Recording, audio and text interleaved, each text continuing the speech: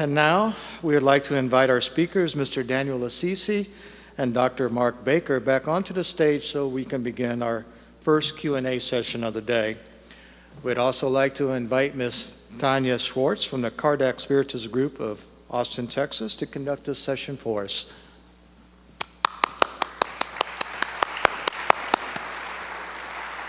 Thank you. Good morning. It's very nice to be here sharing with you all these moments of learning and have the opportunity now to ask some questions of our own to both our wonderful speakers. And if you have more questions, you can always send afterwards with your email address for later replies. So we'll try to address most of the questions. We'll start with Dr. Baker. In your experience, what are the biggest barriers to surrender? And if it's fear, fear of what? Can you hear me from here? Okay. Yes, I think fear is the biggest barrier to surrender. And fear is defined for each person as fear of what? Fear, some people, of rejection, fear of abandonment, but fear often has an object to it, and it changes depending on the person specifically what the object is, but fear in and of itself is a powerful emotion, and it causes us to want to constrict and control and protect ourselves, fear. Fortunately, love is more powerful than fear. The Bible teaches us, of course, that perfect love casts out fear, that we have the ability to push it out of our lives. Fear can trump love. Fear can trump love, but only for a while. Love is more powerful, and in the long run wins out. But each person has to ask themselves, what is the object of my fear? And this is an important question for all of us to answer. Thank you. Okay, now to Danielle. What would be the utility of a world of appearances to the evolution of the soul? All I know is that I know nothing.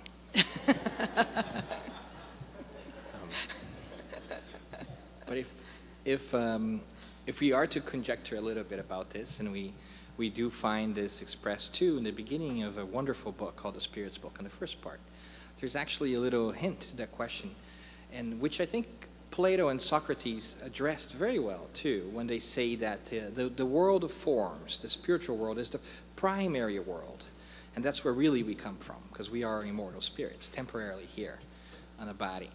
But that this world is not entirely needed. We could do everything because that's our true nature. But if you think about it, it's really a fascinating school. Just like we go to work every day, and we wake up and we go to work and we come back home and we take toll after each day that we go to work.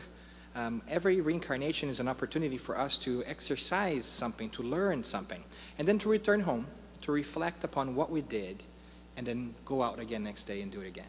Can you imagine what it would be like if it was just one really long day, the whole year?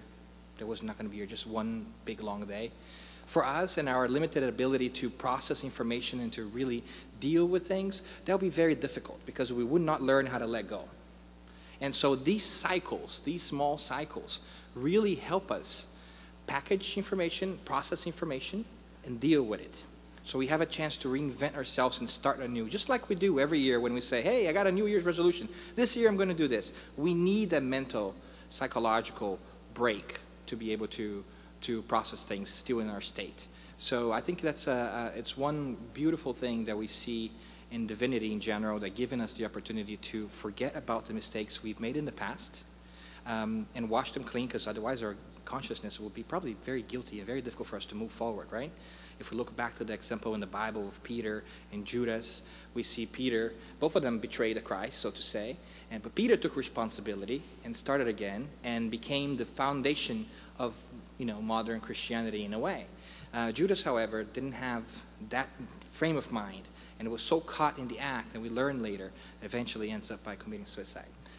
So it's a fantastic dichotomy that we see there, and it's a great example for us too, saying these short stints that we have are great opportunities to start again, reinvent ourselves, and move forward. So in that sense, the physical world and physical appearance is really a welcome change in our spiritual life that we should really try to take the best advantage of. Thank you.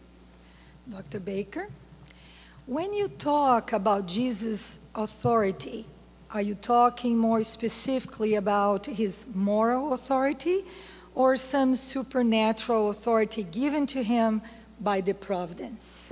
That's a great question. I'm actually writing an entire book on that question, so we'll see if we can summarize that in 15 Please, 15 we don't seconds. have a whole book. How much time do we have?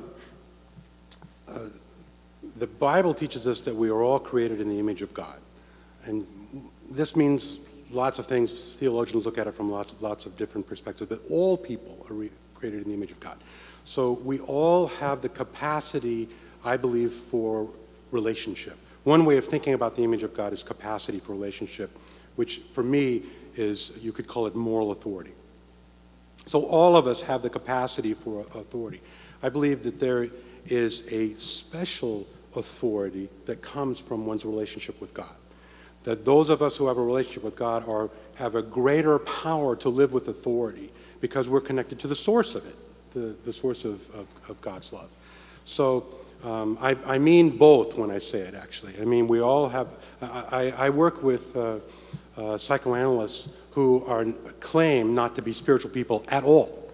The religion of psychoanalysis is atheism, by the way, which is a religion. You know, you have to have faith to be an atheist. You know, I don't have enough faith to be an atheist. Is actually the problem with atheism for me. And I have this argument with one man I respect very much. He's literally written 1,000 articles and books altogether. Absolutely does not believe in the existence of God, and we have this argument back and forth. But he has tremendous moral authority because he's in the image of God. And whether he knows it or not, he's mediating a kind of love in the work that he does, although he doesn't name it, and he doesn't connect to a greater power source, which is God, who can be named and who can be loved, and who we can receive love from. So I believe all of us have the capacity for authority. Those of us who have a relationship with God have an even more empowered spiritual ability to be authoritative in the lives of other people. Does that make sense, as I'm saying? Yeah. Sure. Okay. Thanks. Daniel, why do you think reincarnation is not broadly accepted today? Since I already used my I don't know nothing card, I'm going to try to channel Socrates here a little bit and say, what do you mean it's not broadly accepted? Because if you really think about this, we have probably 1 billion people on Earth whose belief hinges about reincarnation. There's a great many Hindus in the world that accept reincarnation.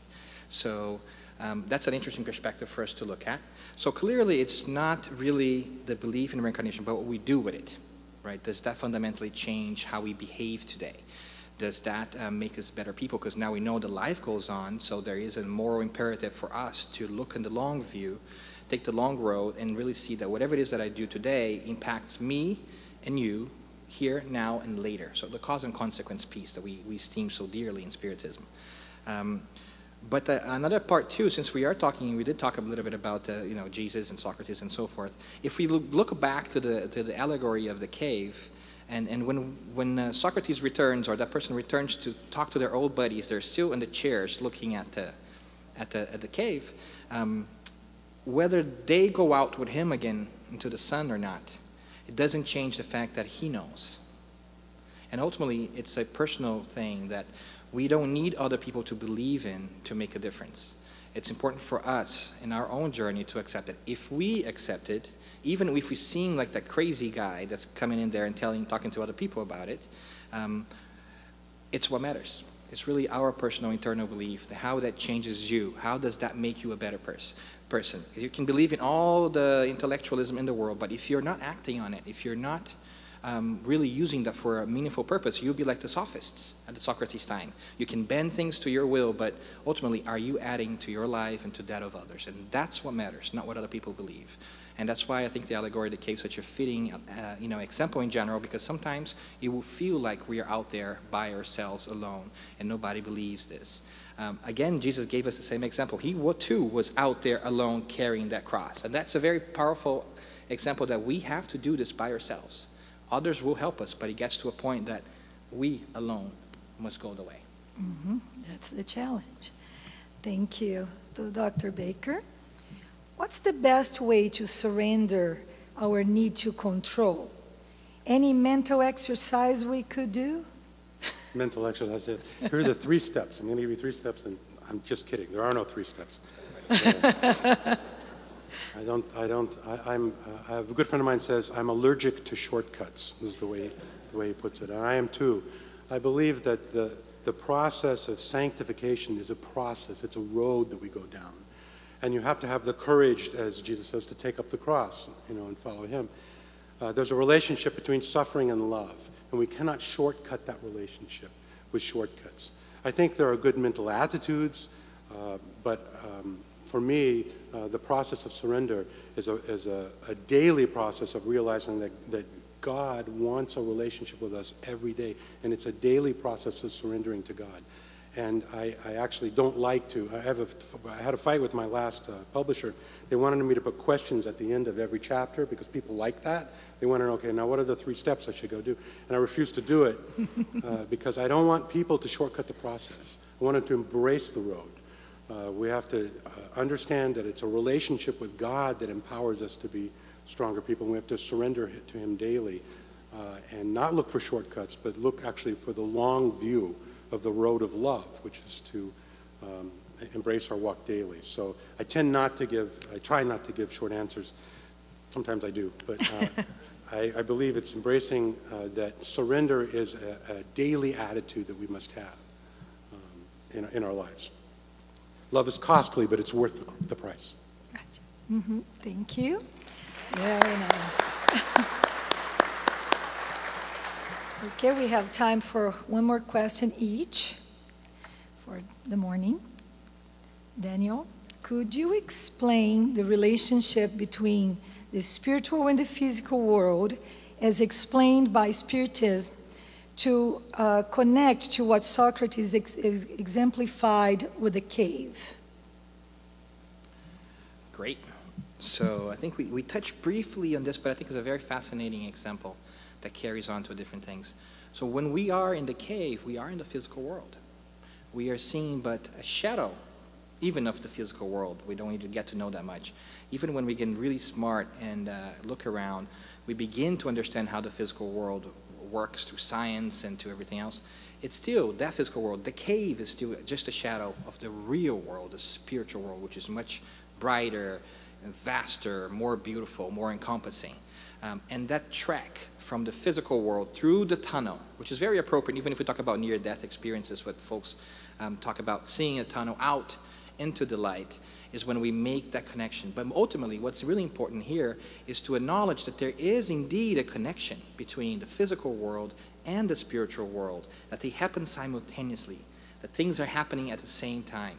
And I guess that's the fundamental message we've got from Jesus, is that life, my kingdom is not of this world. It's not of the cave. It is outside. And he showed us that by dying on the cross and eventually being resurrected, right? Coming back to life. So he went to the other side and came back and then went again.